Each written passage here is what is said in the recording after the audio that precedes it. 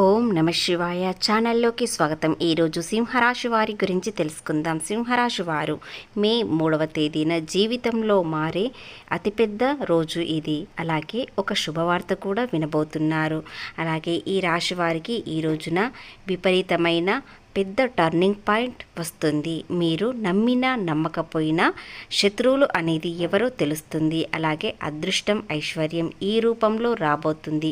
సూర్యుని బలం వీరికి విపరీతంగా పెరగడంతో పాటు వీరికి ఏది చేసినా లక్ష్మీ కటాక్షం అనేది కలగబోతుంది. కాబట్టి ఈ రాశి వారికి ఈ రోజున ఏం జరగబోతుంది, అలాగే ఇలాంటి అదృష్టం ఏ రూపంలో వస్తుంది అనేది పూర్తి గోచార ఫలితాలు తెలుసుకునే ముందు మా చిన్న రిక్వెస్ట్ ఏంటంటే, ఇంతకుముందు మా ఛానల్ని సబ్స్క్రైబ్ చేసుకొని వారు ఇప్పుడు సబ్స్క్రైబ్ చేసుకోండి.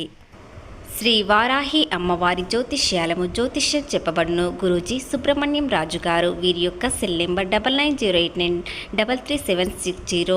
ఫోన్లో చెప్పబడును. నమ్మకంతో ఒక్కసారి కాల్ చేయండి. నెంబర్ 1 స్త్రీ పురుష వశీకరణ.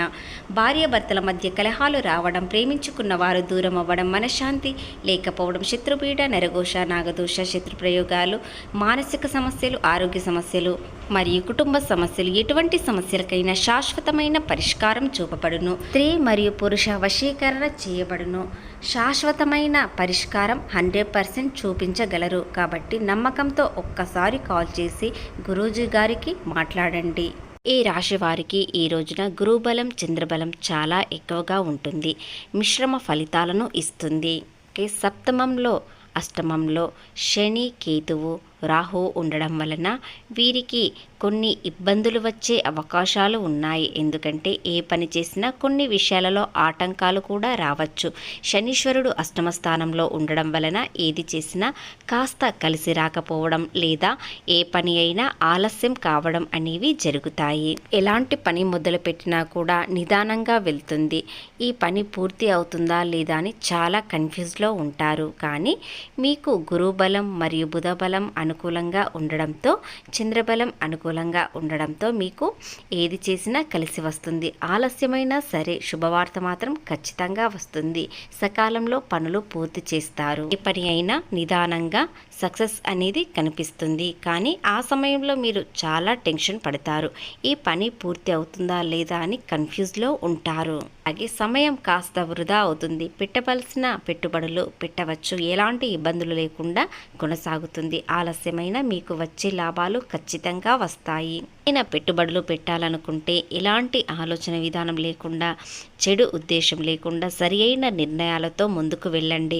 పెద్ద పెట్టుబడులకు జోలికి వెళ్ళే ముందు కాస్త ఆలోచించండి. ఇది జరుగుతుందా లేదా ఈ వర్క్ మంచిదా కాదా, శుభం జరుగుతుందా లేదా అని 1కి 4 సార్లు ఆలోచించి పెద్ద పెట్టుబడుల జోలికి వెళ్ళండి.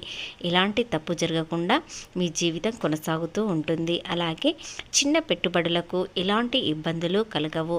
ఇక ఉద్యోగ విషయానికి వచ్చినట్లయితే ఉద్యోగంలో ఎలాంటి ఇబ్బందులు కలగకుండా మీ జీవితం చాలా ఆనందంగా కొనసాగుతుంది. తోటి ఉద్యోగులతో చాలా ప్రశాంతంగా ఉంటారు. ఎలాంటి ఇబ్బందికరమైన వార్తలు వినరు. అలాగే మీ క్లయింట్స్తో చాలా సంతోషంగా ఉంటారు. వారికి మీకు ఒక శుభవార్త కూడా చెప్తారు. ఇక ఆరోగ్య విషయానికి వచ్చినట్లయితే వీరికి చిన్న చిన్న సమస్యలు ఖచ్చితంగా వస్తాయి. ఒకటి పోతే మరొకటి వస్తుంది. కానీ అవి చిన్నవే, కానీ మానసికంగా ఇబ్బంది అనేది కలుగుతుంది. 9వ స్థానంలో రవి ఉండగా మీకు కాస్త చికాకులు, మానసికంగా ఒత్తిడి, కోపం అనేది కలుగుతుంది. కానీ కొన్ని రోజుల తర్వాత, అంటే మరో వారం తర్వాత మీకు రవిగ్రహం మారబోతున్నాడు. అప్పుడు విపరీతమైన లక్ష్మీ కటాక్షం కలుగుతుంది. కాబట్టి రవి గ్రహం వలన మీకు ఐశ్వర్యం అభివృద్ధి చెందుతుంది. ఏ పని అయినా సకాలంలో పూర్తి చేస్తారు. ఇప్పుడు కాస్త రవిగ్రహం మీకు అనుకూలత తక్కువగా ఉంటుంది. కాబట్టి ఏది చేసినా ఆలస్యం అవ్వడం లేదా ఇబ్బందులు కలగడం అనేవి జరుగుతాయి. కానీ వాటన్నిటిని మీరు ఖచ్చితంగా దాటగలుగుతారు. అయితే గురుబలం మీకు విపరీతంగా ఉండడంతో ఆర్థికంగా ఎక్కడ కూడా నష్టం జరగకుండా చూస్తారు. ఈశ్వరుడు మెల్లిగా నెమ్మదిగా చేసినా కూడా గురుబలం వలన మీకు ఆర్థికంగా నష్టాలు కలగకుండా ఒక బ్యాలెన్స్ లా చేస్తాడు. మనసులో ఒక చెడు ప్రభావం అనేది కలుగుతుంది. మీరు వివాహం అయిన వారైనా సరే మరో స్నేహం కోసం ఎదురు చూస్తున్నారు. ఆ స్నేహం వల్ల ఇప్పుడు చాలా సంతోషంగా ఉంటారు. కానీ కొన్ని రోజుల పాటు సంతోషం మాత్రమే ఉంటుంది. ఆ తర్వాత మానసికంగా ఒత్తిడి కలుగుతుంది. కాబట్టి చెడు స్నేహం కోసం అస్సలు జోలికి వెళ్ళకండి. ఒకవేళ మనసులో వచ్చినా కూడా మీరు దైవ స్మరణం చేసుకోండి. ఇలా జరిగినట్లయితే కొన్ని రోజుల పాటు మీకు వచ్చే ఇబ్బంది, చెడు స్నేహం, అలాగే చెడు ఆలోచన అనేది తగ్గుతుంది. అలాగే చంద్రుని వలన బాగా ఇబ్బంది పడాల్సిన పరిస్థితి వచ్చినప్పుడు చంద్రుడు మీకు కాస్త తగ్గించే అవకాశాలు ఉన్నాయి. ఇప్పుడు కాస్త అవకాశాలు ఎక్కువగా చూపిస్తారు. ఆర్థికంగా మంచి అవకాశాలు రావడంతో మీరు దానిని సద్వినియోగం చేసుకోవాలి, లేదా మరో ఇబ్బందిలోకి వెళ్ళే అవకాశాలు ఉన్నాయి. మీరు ఈ సమయాన్ని అస్సలు వృధా చేసుకోకండి. సకాలంలో పనులు పూర్తి చేసుకోవడం మీకు కర్తవ్యంగా పెట్టుకోండి. వ్యాపారపరంగా సాధారణ గోచార పరిస్థితులు ఏర్పడుతున్నాయి. ఇక ఆరోగ్య సమస్యలు చిన్న చిన్నవి వస్తాయి, కానీ వాటిని దాటగలుగుతారు. ఇక విద్యార్థుల విషయానికి వచ్చినట్లయితే గురుబలం అతిగా ఉండడం వలన వీరు అనుకున్న దానికి ఖచ్చితంగా రీచ్ అవుతారు. ఏదైనా పెద్దగా ఆలోచన విధానం పెరిగినట్లయితే అది శుభమే జరుగుతుంది. విదేశీ ప్రయాణాలు చేయాలనుకునేవారు ఖచ్చితంగా చేస్తారు. సింహరాశి వ్యక్తులు ఏది చేసినా కలిసి రావడం లేదు, అన్ని నష్టాలే. ఆర్థికంగా లాభాలు రాకపోవడం, అలాగే ఎవ్వరూ సహాయం చేయకపోవడం ఉన్నవారైతే ఈ రోజు 5 రోజుల పాటు లింగాష్టకం లేదా బిల్వాష్టకం చదువుకోండి.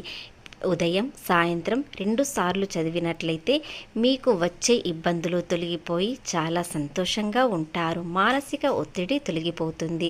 అలాగే శని మీకు బలం పెరిగే అవకాశాలు ఉంటాయి. శనీశ్వరుడు నెమ్మదిగా వెళ్తాడు కాబట్టి మీ పనులు కూడా మెల్లిగా వెళ్ళాలని చూస్తాడు. కానీ శివాష్టకం చేయడం వలన మీకు అలాంటి సమయం మీకు రాకుండా ఉంటుంది. ప్రేమలో ఉన్నవారు చాలా సంతోషంగానే ఉంటారు, ఒకరినొకరు అర్థం చేసుకుంటారు. కానీ సింహరాశి వ్యక్తులు తమ పార్ట్నర్పై కాస్త కోపం అనేది ఈరోజు చూపిస్తారు. కాబట్టి కాస్త జాగ్రత్తగా ఉన్నట్లయితే ప్రేమలో ఆనందంగానే ఉంటారు. కానీ తమ పార్ట్నర్ మిమ్మల్ని అర్థం చేసుకోవడానికి ప్రయత్నిస్తారు. ఈరోజు ఒక ఫోన్ కాల్ ద్వారా చాలా ఆశ్చర్యపోతారు. మానసికంగా ఆ ఫోన్ కాల్ ద్వారా ఒత్తిడి అనేది తగ్గుతుంది. ముఖ్యంగా ఈ రాశి వీరిని తెలియకుండానే చాలామంది వీరిని అభిమానిస్తున్నారు, కానీ వీరు తెలుసుకోలేకపోతున్నారు. వీరి వ్యక్తిత్వం అందరికీ ఇష్టమే ఉంటుంది.